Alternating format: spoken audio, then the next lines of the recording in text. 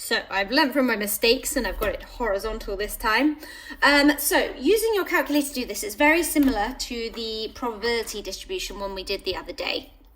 There's just a tiny bit different step. So using your calculator, we are very similar. Now this, it's not going to work very well, but we press menu. So, oh, this is giant, wow, menu. And then same thing, we go down to distribution, number 7. And then this time we have to press the down button because our option is not there yet. We need a binomial CD for cumulative. So we have to press the down button and then my option will come up, which binomial CD is the one that we want. So we press option number 1. And then same as before, we need to press number 2 for variable. Again, we will do the list one in tomorrow's lesson maybe. So number 2 variable, and it comes up with a screen that looks very similar. So X, N, and P. So probably should just add in there, you need number 2, which is variable. So those are your instructions. Now we have to be able to then answer our questions. So from your book, I've copied down the questions that are here. So X follows binomial 8, 0.4. That tells me my N is 8. And my P, oh dear, is 0.4. Writing between a screen is very strange. Right, so if we have probability X is less than or equal to 5, that's already in the form. Like I said before, the calculator only gives in less than or equal to a number. Can't do anything else. So less than or equal to 5, that's fine. So let's shimmy that in. So less than or equal to 5, so X is 5, N is 8 and P is 0.4, and then we just press equals and it will give us our number 0.950. So that's the answer to that one, 0.950. All right, the next one underneath, we've got X is less than 3. So as I mentioned in the last video, you can quickly write down what numbers that will be. So that's 0, 1 and 2. So that is the same as less than or equal to 2. And so we then grab our calculator, X is 2, N is 8, and P is 0.4 still. So 0.315. 0.315. Then we have the next one, greater than or equal to 4. So greater than or equal to 4 would be 4, 5, 6, 7, etc.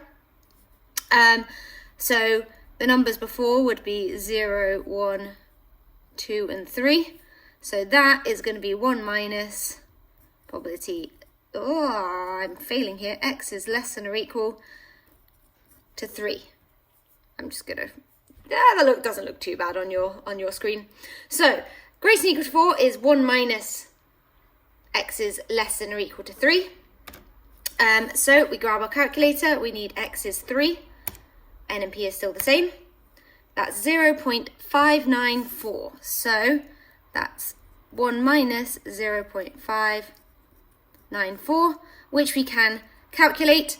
You can obviously go off and calculate that separately. Often people have 2 calculators when they're doing these just to make it a bit easier.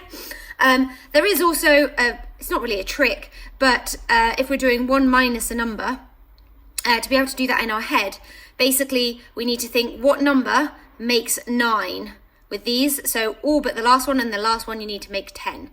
So 0 point, so I need a 4 to make that up to a 9. A 9, I need a 0, and then the last number always needs to add up to 10, so 406 would be my answer for that one. All right, then we have X equals 6. Now, I don't like this question, but they have these in the textbook, so I thought I probably should show you just in case.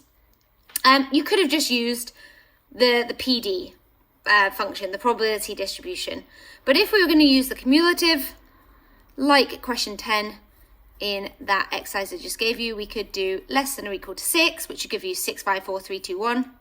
Subtract less than or equal to 5. And then we, again, grab our calculator.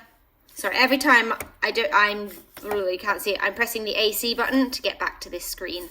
And so X is 6, 0.99148. Because I'm going to do a subtraction, with like 2 weird numbers, I'm going to write down 5 decimal places so I can do that. So that was 0.99148, and then subtract and then put in your 5, 0.95019, 0.95019. You then subtract them, which I have in my book, which is 0.0413. And then finally, the last one, I'm just going to write the working underneath here. So same as I showed in the first video, I'd write down the numbers that are included. So that would be 4, 5, and 6. So I need to do less than or equal to 6, subtract less than or equal to 3. I already have the 6. I already had that one, so I'm just going to write that one down. 0.99148. And then I need to get the 3.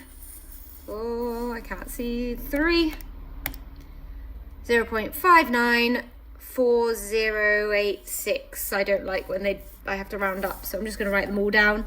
0.59408664. We then do that subtraction, and it gives us 0.397. So see, on all of these, I have given the answers to 3 significant figures. Yeah, those are all my answers. So 3 significant figures is the minimum. If you feel like writing more, that is okay, but 3 significant figures is the minimum amount you're allowed to write. So that is it. Those are your instructions of how to do this. I think I've now given you some questions from the textbook for you to have a practice of this idea. Off you go.